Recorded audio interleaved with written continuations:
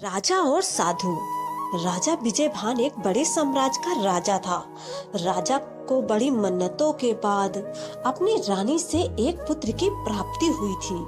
राजा अपने राजकुमार से अत्यधिक प्रेम करते थे, उसकी हर जिद और इच्छा की पूर्ति करते थे। राजकुमार को घुड़सवारी में बड़ा आनंद आता था, लेकिन राजा को यह पता नहीं था कि उनके जीवन में ऐसा कुछ होने वाला है। उनका एक इकलौता 10 वर्षीय पुत्र घुड़सवारी करते वक्त अपने प्राण गंवा बैठा। एक दिन प्रशिक्षक साथ घुड़सवारी करते वक्त एक दुर्घटना में उसके प्राण चले गए। ढलान पर फिसलन वाली जगह पर घोड़ा अपना संतुलन खो बैठा। उस पर बैठा नन्हा राजकुमार गिरकर एक पत्थर से टकरा गया, जिस कारण उसकी जीवन लीला समाप्त हो गई। राजा को इस घटना से गहरा आघात और क्रोध आया। राजा इस घड़ी जैसे राजधर्म भूल गया। उसने उस घोड़े और उसके प्रशिक्षक को भी नहीं छोड़ा, दोनों को मृत्यु दंड दे दिया। राजा यहाँ तक भी नहीं रुका। इसके बाद राजा को सभी 4 पैर वाले पशुओं से घृणा हो गई। उसने राज्य में सभी 4 पैर वाले पशुओं पर प्रतिबंध लगा दिया। उसके राज्य में अब कोई भी बैल, गाय, घोड़ा इत्यादि कुछ भी नहीं रख सकते थे। जो भी इनका प्रयोग करते पाया गया उसे भी मृत्यु दी जाएगी, ऐसी राजा ने घोषणा करवा दी थी। राजा अपनी इकलौती संतान के जाने से बहुत निराश था। उसने खुद को राजमहल में कैद कर लिया था। राज्य में प्रतिबंध के कारण प्रजा का बुरा हाल था। कई कोसों तक उन्हें अब चलकर जाना पड़ रहा था। खेती करने के लिए भी उन्हें बैल न होने से बहुत असुविधा हो रही थी। दूध दही का अभाव हो गया। बैलगाड़ी, घोड़ा और गधा गाड़ी की जगह मनुष्य गाड़ी का प्रयोग हो रहा था। पशुओं के न होने से कई की जीविका चली गई थी। आमदनी का साधन खत्म हो गया था। देखते ही देखते 9 माह बीत गए, लेकिन राजा का संताप नहीं उतरा। प्रजा दुखी, कई निर्धन हो गए। भूख से कई की जानें चली गई। राज्य की प्रजा चिंता में ही डूबी रहती। उन्हें कोई रास्ता दिखाई ही नहीं दे रहा था। तभी एक साधु सन्यासी का उसी राज्य से गुजरना हुआ। राज्य में वो आए तो लोगों ने उनके आगे विनती की और उन्हें इस समस्या से निकालने का अनुरोध किया। उन्हें लोगों की पीड़ा दिखाई दी। इसके पीछे प्रतिबंध का कारण भी पता चला। साधु ने राजा से मिलने का निर्णय लिया। वो राजमहल गए और राजा से मिलने को कहा।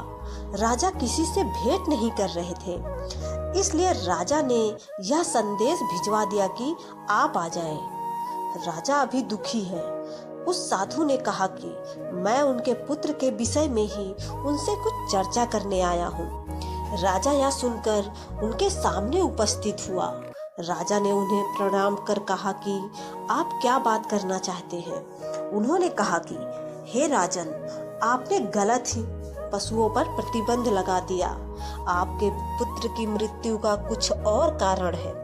राजा को लगा कि यह पहुंचे हुए लगते हैं। मन ही मन कुछ समय उसने विचार किया और फिर कहा, क्या, हमें बताइए ऐसा क्या है जो आप जानते हैं और मैं नहीं। उन्होंने कहा कि जल, आप जल पर प्रतिबंध लगाइए ना, आप जल पीजिए ना। आपके राज्य में कोई जल का प्रयोग करेगा और न ही वर्षा होगी। ऐसा प्रतिबंध लगाना सही है। राजा बोला, आप क्या बोल रहे हैं? आप सन्यासी होकर एक बाप के पीड़ा का साथ खेल रहे हैं। वो बोले, मैं सच बोल रहा हूँ। घोड़ा आप नहीं फिसला, वहाँ फिसलन थी। क्योंकि घोड़ा फिसलन से फिसला, वो जल के कारण होती है। वहाँ आप भी जाकर भागेंगे तो गिरेंगे, तो फिर घोड़े का क्या दोष? राजा सोच में पड़ गया। वो फिर बोले कि तुमने उस घोड़े और उसके प्रशिक्षक के प्राण ले लिए, पर तुमने अपने प्राण नहीं लिए। क्यों? क्योंकि वो घोड़ा और उसके प्रशिक्षक करने वाले को तुम ही यहाँ लाए थे। वो अपने आप यहाँ नहीं आए। तो बहुत गहरे से देखा जाए तो असली दोषी तो तुम हो। ना तुम उन्हें यहाँ लाते, ना तुम्हारा पुत्र प्राण गंवाता। वो बोले, राजा, तुम्हें सबसे पहले अपने आप को दंड देना था। क्या वर्षा का प्रतिबंध लगा सकते हो? अगर उस घटना की जड़ में जाओगे तो कुछ और ही कारण तुम्हारे समक्ष आएंगे। तुम राजा हो और राजा का पहला धर्म प्रजा का पालन है, एक पिता की भांति। तुम्हारी संतान का तुम्हें इतना दुख है, इस वजह से राज्य में कितने लोगों की मृत्यु हुई तुम्हें पता है? नहीं, तुम राजा योग्य नहीं हो। जन्म और मरण तो प्राकृतिक का नियम है। तुम्हारे पुत्र के साथ हुआ वो एक दुर्घटना थी, लेकिन तुम जो कर रहे हो वो पाप है। राजा साधु के वचन सुनकर उनके आगे आगे फूट फूट कर रोया। साधु ने उन्हें सांत्वना दी की और कहा, उठो, हम सब एक उस परमात्मा की व्यवस्था है, इसे उसी तरह रहने दो। परमात्मा ने तुम्हें अवसर दिया है प्रजा की सेवा का। पेड़ पर एक पत्ता भी हरा रहता है, फिर सूख कर गिर जाता है। हर छोटी बात हमें परमात्मा के नियम से अवगत कराती है, और समझना चाहे तो समझ सकता है।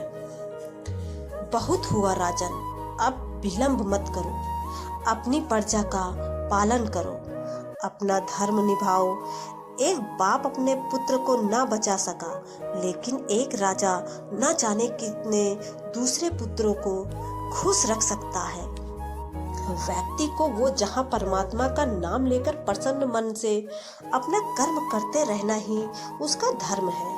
अपना धर्म निभाना और उसके दिए इस अमूल्य जीवन को जीना है। राजा की आंखें खुल गई। अपने इस कृत्य के कारण उसके राज्य में जो हानि हुई थी वह उसे पूरा करने में लग गया। आपको यह कहानी कैसी लगी हमें कमेंट करके जरूर बताएं।